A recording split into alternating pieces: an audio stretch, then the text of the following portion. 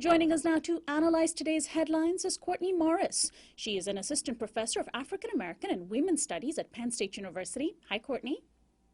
Thanks, Sonali.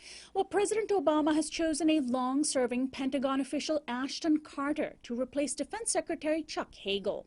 Hagel was asked to resign soon after Democrats lost their Senate majority in early November because, according to the New York Times, he was considered by the White House, quote, too passive in the face of rising threats overseas.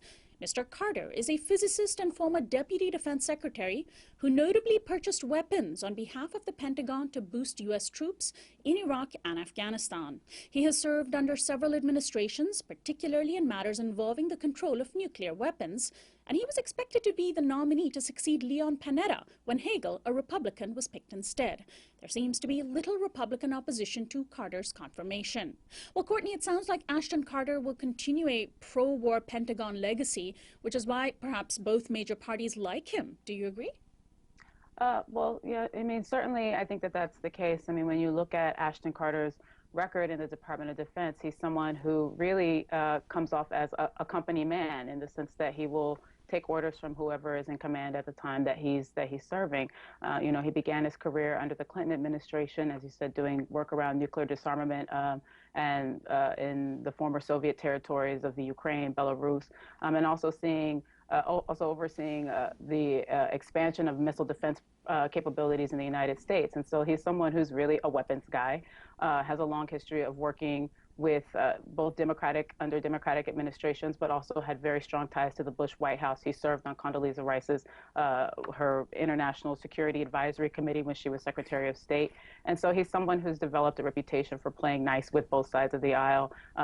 Just last year, John McCain was praising him in the Senate for his insatiable intellectual curiosity. So Republicans really like this guy, and I don't think he's going to face much opposition during his confirmation hearings next year. And we'll see what effect that has on our foreign policy. Well, the Supreme Court this week is considering the case of Peggy Young versus United Parcel Service over a pregnant employee's complaint that her longtime employer refused to accommodate her pregnancy-related request.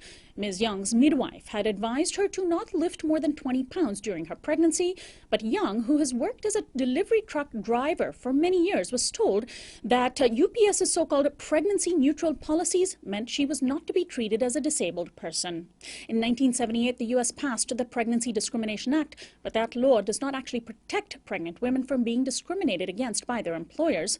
The Wall Street Journal opined that, quote, the answer to dumb corporate behavior is market forces, not more legislating through regulation of the courts. Well, Courtney, do you think these mysterious market forces can create compassionate policies, or do we actually need the government to force corporations to respect women and mothers? Well, if these mysterious market forces can produce more equitable policies, they certainly haven't done so thus far. I mean, the fact of the matter is that corporations don't make decisions based on the well-being of their workers. They make decisions based on what they perceive to be the bottom line. And in this case, the bottom line was that UPS decided that it simply could not provide the resources that this worker needed in order to ensure that she would have a healthy pregnancy and would then be able to continue her employment with the company. So at the end of the day, I really don't believe that this idea that the market is somehow going to intervene and deal with the question of employee discrimination on the basis of gender is going to be delivered by some mysterious market force. Companies are not going to do the right thing unless they're compelled by the state to do so. And so this seems to me to be a very clear case of pregnancy discrimination in the case of Peggy Young. But given the court's record on issues of reproductive justice and gender equality in the last year or so, it remains to be seen whether or not the Supreme Court is going to feel the same way. And so this is a hugely important case in terms of defending the rights of women as workers. Finally, a new study released yesterday by the Paris-based Organization for Economic Cooperation and Development found that corruption in multinational companies is rampant and that it's happening primarily in the Western world, not the global South. The OECD report, admitting that it has only found the, quote, tip of the iceberg, says that, quote, most international bribes are paid by large companies, usually with the knowledge of senior management. The majority of cases occurred in 4 industries: mining, construction, transportation and storage, and information and communication. They were largely paid in order to win state contracts, bypass customs, and avoid taxes. Now, Courtney, I'm assuming bribes are simply considered inside as the cost of doing business.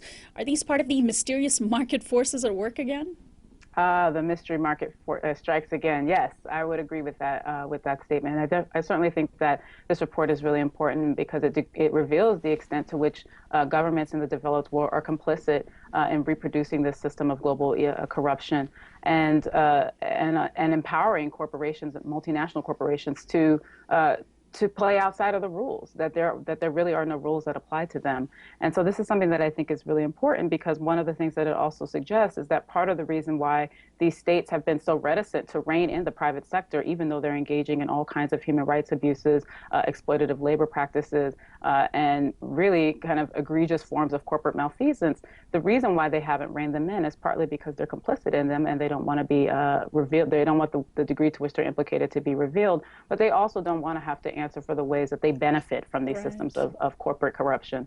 So I'm very pleased to see this coming out, and there needs to be more work along these lines. Courtney, as always, thanks so much for joining us. We'll talk to you next week. Bye, Sonali. Courtney Morris is an assistant professor of African American and Women's Studies at Penn State University. This is Uprising. We'll be right back.